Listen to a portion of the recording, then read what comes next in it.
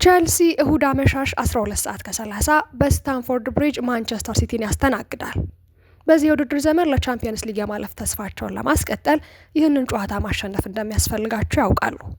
ብሉዝ በተከታታይ 2 የፕሪምየር ሊግ ጨዋታዎችን ተሸንፏል። አንደኛው ከኒውካስትል ሲሆን ሌላኛው ደግሞ ከኤቨርተን ጋራ ነው። አሁን በ48 ነጥብ 6ኛ ደረጃ ላይ ተቀምጠዋል። በ4ኛ ደረጃ ላይ የሚገኘው አስቶን ቪላ ደግሞ በ7 ነጥብ ዝቅ ብሎም ይገኛል።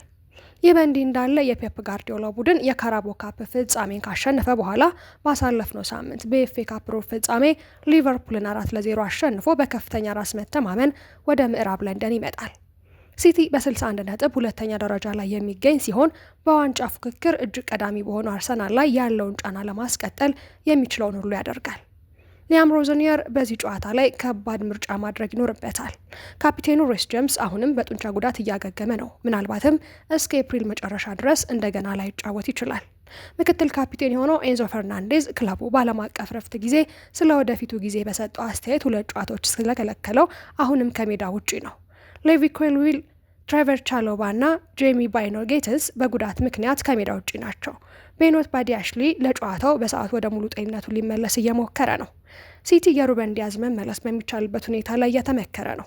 ነገር ግን የአብዱልካደር ኩዛኖቫ እና የማርኮ ጊሂ ጠንካራ መከላከል ጥንዶቹ ፖርቹጋላዊን ወንበር ላይ ሊያስቀምጡት ይችላሉ ተብሏል። ጎብኚዎቹ በጥሩ ብቃት ላይ ስለሆኑ የማሸነፍ እድላቸው ከፍተኛ ነው እና ቼልሲ በመጥፎ ሁኔታ የመከላከል ጉዳት እያጋጠመው ነው። ሊያም ሮዝኒየር በስታንፎርድ ብሪጅ ከፍተኛ ጫና ውስጥ ነው ያለው። ምክንያቱም ቼልሲ በ5ቱ ከፍተኛ ደረጃ ላይ የመሆን ተስፋ ላይ ነው። የቀድሞው የስትራስቡርግ አሰልጣኝ ከፈረንሳይ ቡድን ስትራስቡርግ ጋር ስኬታማ ከሆነ በኋላ በጥር ወር መጀመሪያ ወደ ቼልሲ መጥቷል። ስራውም ብሉዝን በውድድር ዘመኑ መጨረሻ ወደ ቻምፒየንስ ሊግ ቦታ መመለስ ነበር። ነገር ግን ከአውሮፓ በፒኤስጂ መሸነፍ እና ከኢንተርናሽናል ረፍቱ በፊት ደግሞ በኤቨርተን 3-0 መሸነፍ የሮዝኒየርን መልሶ ግንባታ በውድድር ዘመኑ መጨረሻ ላይ በጣም ደካማ እንዲመስል አድርጎታል። እሁድ ዕለት ከተሸነፉ በፕሪምየር ሊጉ ለ3ኛ ተከታታይ ሽንፈታቸው ይሆናል። ይህም ለ3 ዓመታት ያህል አልተከሰተም ነበር። ሮዝኒየር የማሸነፊያ ፎርሙላውን በፍጥነት ማግኘት ይኖርበታል። አለበለዚያ ግን በከፍተኛ 5 ውስጥ የመሳተፍ እድሉን ሊያጣ ይችላል። ይህ ጨዋታ ብዙ ጊዜ ከፍተኛ ውድድሮችን ያስተናግዳል። ይህም ታሪካዊ ሚዛን ውስጥ ይንጸባረቃል። ቼልሲ 71 አሸንፏል፣ ማንቸስተር ሲቲ በአንጻሩ 68። እናም 42 ጊዜ ደግሞ አቻ ተለያይተዋል።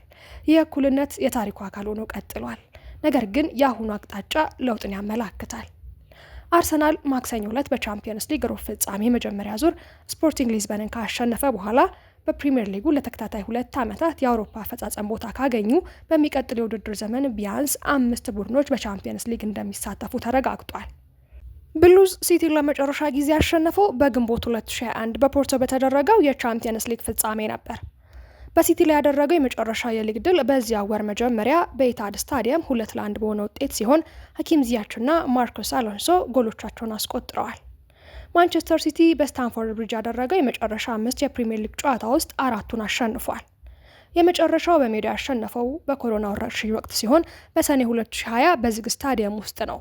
የክርስቲያን ፑሊሲች እና የዊሊያን ቅጣት ምት የፍራንክ ላምፓርድን ቡድን 3 ነጥብ አስገኝቶላቸዋል። ብሉዝ ከማንቸስተር ሲቲ ጋር ባደረጋቸው የመጨረሻዎቹ 23 የፕሪምየር ሊግ ጨዋታ 1 ጎል ሳያስቆጥር ቆይቷል።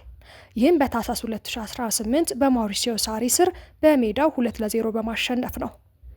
ፖሊሲች በብሪጅ ማንቸስተር ሲቲን በፕሪምየር ሊግ ለመጨረሻ ጊዜ ባሸነፉበት ጨዋታ የመጀመሪያ ጎሉን አስቆጥሯል። የሁለቱ ቡድኖች የእርስ በርስ ግንኙነት በሁሉም ውድድሮች ላይ ስንመለከት 181 ጊዜ ሲገናኙ ቼልሲ 71ን አሸንፏል፣ ማንቸስተር ሲቲ 67ን አሸንፏል። በአንጻሩ 43ቱን ደግሞ በአቻ ውጤት ተለያይተዋል። በዚህ የውድድር ዘመን 20 የተለያዩ የቼልሲ ተጫዋቾች በሁሉም ውድድሮች ለሰማያዎቹ ጎል አስቆጥረዋል። የክለቡ ሪከርድ 21 ሲሆን መጀመሪያ ላይ በ2021-22 የተመዘገበው ባለፈው ውድድር ዘመን ተመሳሳይ ነው። ከቡድኑ ውስጥ ቤኖት ባዲያሽሊ፣ ዳሪዮ ኡሱጉ፣ ዌስሊ ፎፎና፣ ሮሞ ላቪያ እና ማማዱ ሳር በዚህ ውድድር ዘመን እስካሁን ጎል ማስቆጠር አልቻሉ።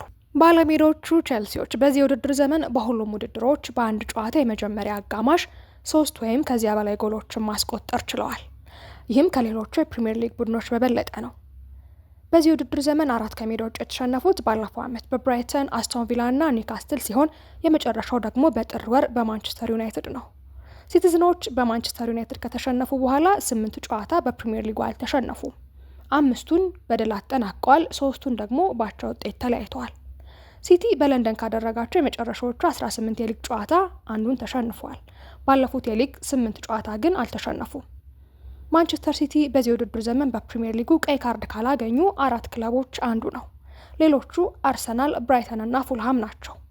ኤርሊንግ ብራውት ሃላንድ ባለፈው ሳምንት ለማንቸስተር ሲቲ 12ኛውን ሃትሪክ ከሊቨርፑል ጋር ሲያደርግ በሙያ ዘመኑ ለክለቡም ሆነ ለሀገሩ 27ኛውን ሃትሪክ አስቆጥሯል። የበርናንዶ ሲልቫ በቀጣይ ውድድር ዘመን አለመኖርን ተከትሎ ቀጣይ ጨዋታው ደግሞ 297ኛ ይሆናል። በውድድር ላይ በፖርቹጋል ተጫዋች አዲስ ሪካርድ በማስመዝገብ ከሉዊስ ቦአ ማርቴ 296 ጎሎችን በልጧል። ዳኛው ክሪስ ካቫናግ ናቸው። በቫር በኩል ደግሞ ፖል ሃዋርድ ተሰይመዋል። ይህን ፍጥጫ ማን በበላይነት ያጠናቅቃል? ምሽት 12 ሰዓት ከ30 ላይ ስታንፎርድ ብሪጅ ላይ መልስ ይኖራል።